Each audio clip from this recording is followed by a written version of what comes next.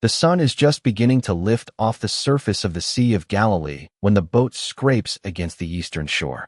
It has been a violent crossing.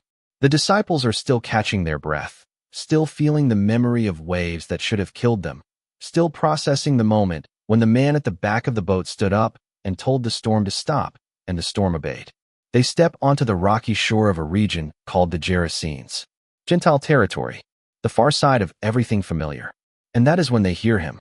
Before this day ends, Jesus will do something that will confuse his own disciples, terrify an entire town, and leave one man sitting alone on a shoreline, sent away by the very person who saved him. And before you assume you already know this story, understand something. The moment at the center of it, the moment when the demons beg for the pigs, is one of the most theologically dense scenes in all four Gospels. Most people skip past it. They shun and oppose, because the answer to why the demons begged for the pigs will tell you something about the nature of evil, the architecture of the unseen world, and the authority of Jesus that no sermon has ever quite explained to you the way you are about to hear it. But first, the man. The Gospel of Mark gives us the most detailed account, and Mark does not spare you. This man lives in the tombs. Not near them, not passing through them, in them. He sleeps among the bones of the dead, in the carved stone burial chambers cut into the hillside above the lake. The region smells of pig farming and fish and the particular silence of a place where no one goes after dark. The people of the surrounding towns have tried everything. They have tried chains, heavy iron ones, the kind used on convicted criminals. He broke them. They have tried ropes. He snapped them. Mark tells us that no one was strong enough to subdue him. Night and day he wandered the tombs and the hillside, crying out, cutting himself on the stones. Here is what you need to understand about that detail. The cutting, the screaming, the inability to stop. In the ancient world, this was not simply described as mental illness, though modern readers are right to note that real suffering is present. In the Jewish tradition of the first century, this kind of behavior was understood as what happened when a human soul became a contested space, when the person inside was still there, still screaming, and something else was also present, also screaming, and the two were at war inside the same body. The Jewish historian Josephus, writing in the late 1st century, describes exorcism as one of the most serious acts a holy man could perform. Not a ritual, not a formula, but a direct confrontation between divine authority and spiritual occupation. Josephus had seen exorcisms performed. He took them seriously. He wrote that demons were the spirits of wicked men who entered living bodies and destroyed them unless driven out. The text of 1st Enoch, a Jewish text widely read in Jesus and Apos, Day, quoted by the Apostle Jude, goes further. It describes a class of beings who, after being cast out of their original form, were condemned to wander the earth as disembodied spirits, craving embodiment, unable to rest without it. They need somewhere to be. That is not a metaphor. That is a theological claim about the nature of fallen spiritual beings, and it is the key to everything that is about to happen on this shoreline. The man sees the boat land, and he runs. Stay with me, because this detail matters. He doesn't endopos, hide. He doesn't endopos, retreat into the tombs. He runs toward Jesus. And you have to ask yourself, who is running? Is it the man, finally sensing rescue after years of imprisonment in his own skin? Or is it the legion inside him, drawn toward the one thing in the universe they cannot ignore? The answer, the text suggests, is both. He falls on his knees in front of Jesus, and he shouts, in a loud voice, the kind of voice that carries across water, and quote, "What do you want with me, Jesus, Son of the Most High God? I beg you, don and apos, torture me." End quote. The disciples stand on the shore behind Jesus and say nothing. Notice what the demon says. Not in quote. Who are you in quote. They already know who he is. They call him by his full title, Jesus, Son of the Most High God. This is remarkable. The Pharisees in Jerusalem are still debating his identity. His own disciples, minutes ago on that boat, asked each other end quote, "Who is this man that even the wind obeys him?" End quote. But the demons have no such confusion. They know exactly who is standing on the shoreline. They have always known, and they are afraid. The word Mark uses for what Jesus says next is the same word used for a military command. Jesus doesn't endopos, pray over the man. He doesn't endopos, anoint him with oil. He doesn't endopos. He perform a ceremony. He gives an order. End quote. Come out of this man, you impure spirit. End quote. And then, before the confrontation fully resolves, Jesus asks a question that seems strange at first. End quote. What is your name? End quote. In the ancient world, knowing the name of a spirit was understood to confer authority over it. Jewish exorcists of the period, the kind described in Acts 19, used elaborate naming rituals, invoking names of angels and divine titles. Jesus does none of that. He doesn't endopos. He need a name to cast out demons. He has already given the order. So why does he ask? Because the answer is not for Jesus and Apos' benefit. It is for ours. It is for the man and Apos' End quote. My name is Legion, for we are many. End quote. A Roman legion in the 1st century consisted of between 4,000 and 6,000 soldiers. It was not just a large number. It was a specific image. A legion was an occupying force. A legion was what Rome sent when it wanted to break a people and Apos' will. A legion was boots on necks and standards planted in conquered soil. And here, in a region that had lived under Roman occupation for a generation, the demon chooses that word deliberately. We are many. We are an army. We have taken this man the way Rome takes a province. And for perhaps years, no one knows how long, this man had been occupied, not by one voice, but by thousands. Every thought shadowed, every memory contested, every moment of his former life buried under the weight of something that would not leave. Here is what most people miss. The man and Apos' name is never given in any of the gospel accounts. Matthew, Mark, Luke, none of them tell us who he was before. And that erasure is the point. Legion had replaced him so completely that his identity was gone. He was not a man with a problem. He was, in the eyes of his community, no longer a man at all. He was a thing that lived in tombs and broke chains and screamed at night. You know what it feels like to be defined by your worst moments. You know what it feels like when something, addiction, shame, grief, trauma, hollows out who you used to be until the people who loved you no longer recognize you. The man in the tombs is an extreme version of something the gospel understands about every human being, that we were not made to be occupied, and that occupation always tries to erase the name underneath. But Jesus asked for the name, not the demon and Apos' name. The demon answered with its own name, Legion, but Jesus asked first. And in the original Greek, the phrasing suggests he was looking at the man, not at the spirits. Who are you beneath this? And now, here is the moment the entire story has been building toward. The moment that has confused readers for 2,000 years. The moment that, once you understand it, will change the way you read every exorcism account in the New Testament. The demons beg, not demand, not threaten, not negotiate on equal terms. They beg. The word in Greek is parakaleo, the same word used for earnest pleading, for the intercession of a desperate person before a judge. Legion, thousands of spirits who had broken iron chains, who had driven an entire town to give up on a human being, who had withstood every human effort to subdue them. They fall on their knees, through the man and Apos' body, and they beg Jesus not to send them out of the region. Luke and Apos' account is even more specific. They beg Jesus repeatedly not to order them to go into the abyss. And now we need to talk about the abyss, because until you understand what the abyss is, you cannot understand why they were terrified of it, why they preferred a herd of pigs, and why Jesus and Apos' response was the most calculated act of theological precision in this entire scene. The Greek word is abyssos. It appears 9 times in the New Testament. In Revelation, it is the place from which the beast ascends. It is the prison of the angel called Abaddon, destroyer, who holds a key to its shaft. It is described as a place of smoke and darkness so thick that it blocks the sun. In the book of Jude and in 2 Peter, it is where certain fallen angels are already held, bound with chains in darkness, waiting for judgment. This is not a general word for hell. It is not simply a synonym for death or the grave.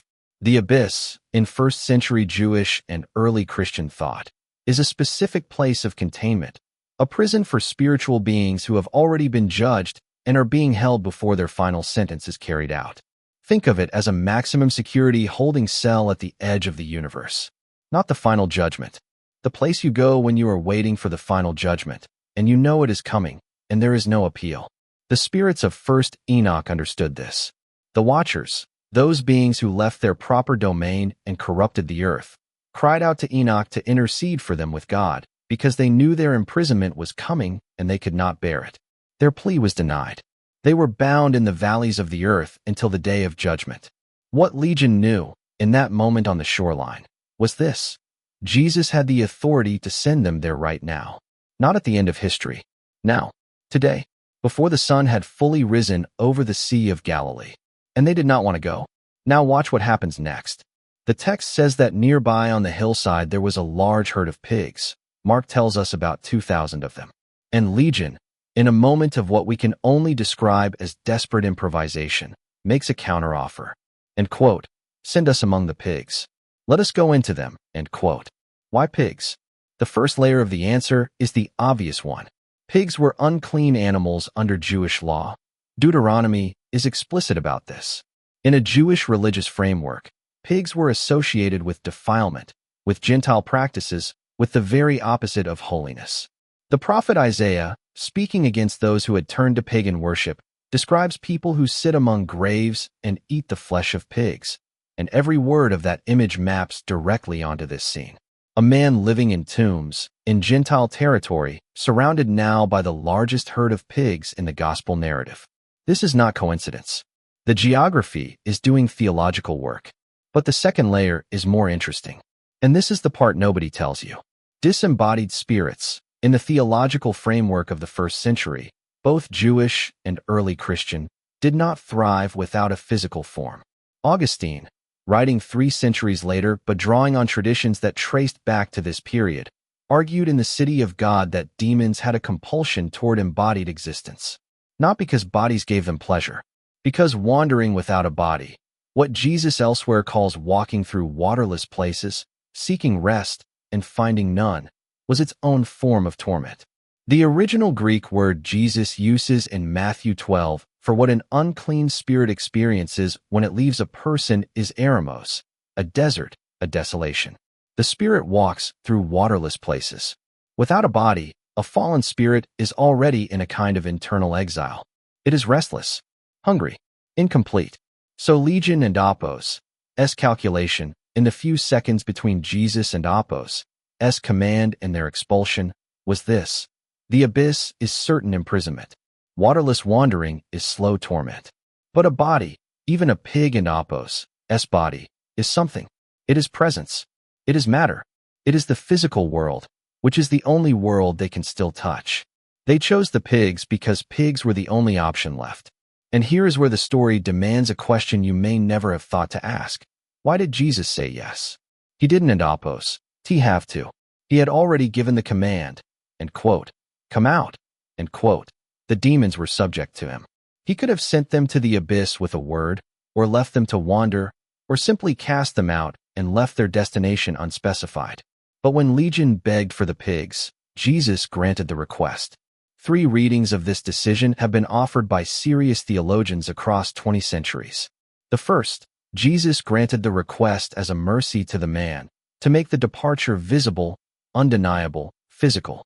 The man who had been told for years that nothing could help him needed to see the expulsion happen. He needed evidence. 2,000 pigs running off a cliff into the sea was not subtle. It was not something you could doubt. The second, Jesus granted the request as a judgment on the region. The pigs represented wealth. Their loss was economic devastation for the Gerasene herdsmen, and the fact that Jesus allowed it in Gentile territory where pigs were a legitimate industry suggests something deliberate in the targeting. You chose to farm the unclean. Here is what lives inside them. The third reading, and the one that carries the most weight when you sit with the full text, is that Jesus granted the request to demonstrate something about the limits of evil. Legion begged. They negotiated. They made a counteroffer. And in doing so, they revealed the central truth of the entire scene. They had no power here. None. They could not stay in the man. They could not choose the abyss. They could not even enter the pigs without permission. The most terrifying spiritual force in this story was reduced, before Jesus, to a petitioner. Evil, in the presence of genuine divine authority, does not command. It begs.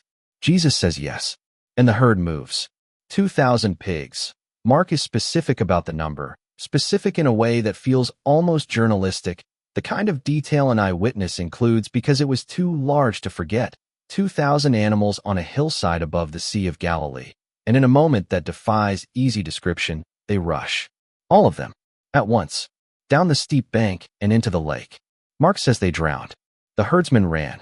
Into the town, into the surrounding countryside, telling everyone they met what they had seen. And people came out. Of course they did. You would come out too.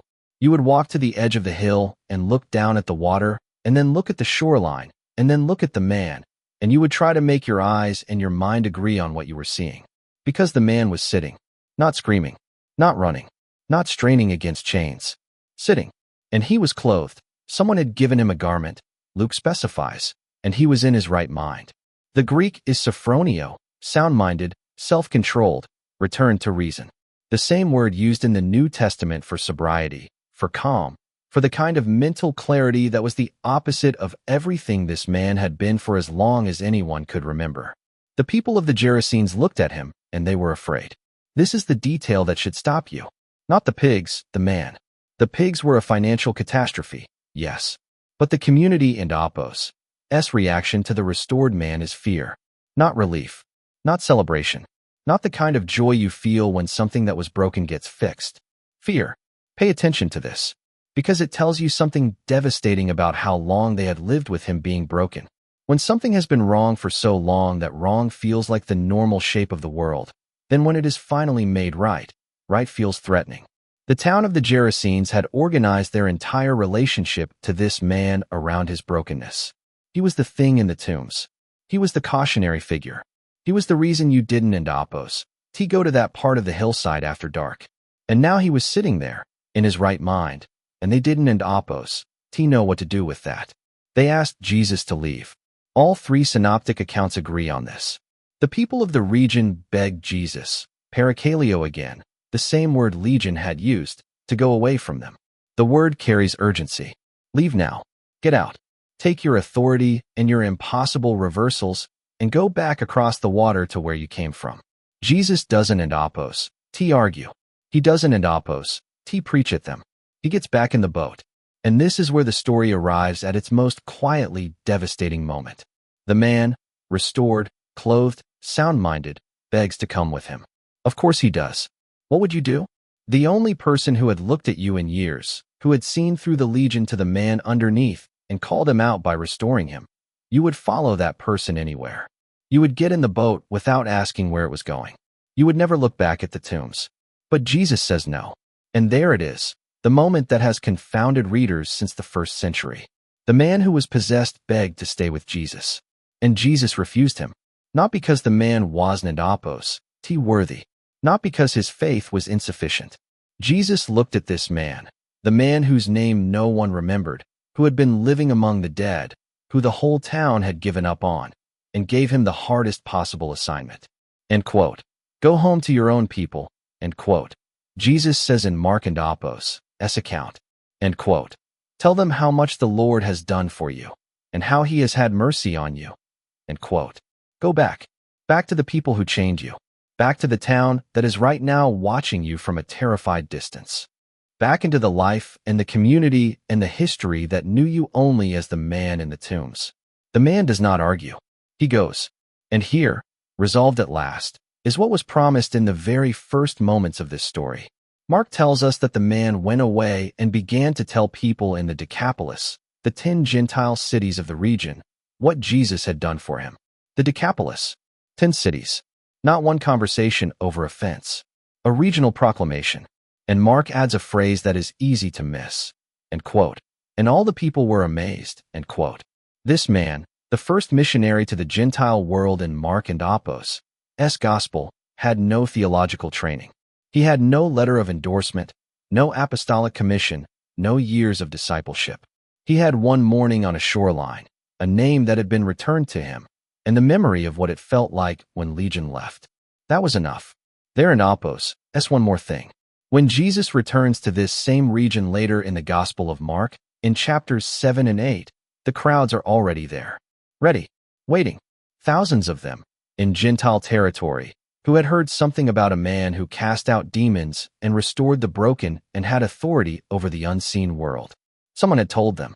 Someone who knew from personal experience that the telling was worth the risk. The man in the tombs had done his work. So why did the demons beg for the pigs? Because the alternative was the abyss, immediate, irrevocable containment in the prison that awaits every spiritual being that has set itself against God.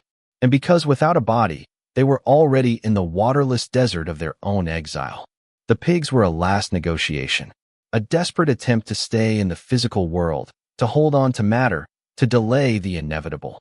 And Jesus granted the request, not because demons deserve mercy, but because the granting of it made something visible that needed to be seen.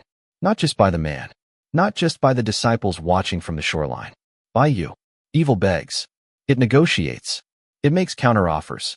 And in doing so, it reveals what it has always been, not the power it pretended to be, not the occupying force that Legion and Apos, own name implied, but a thing that is afraid, and that requires permission to do what it does.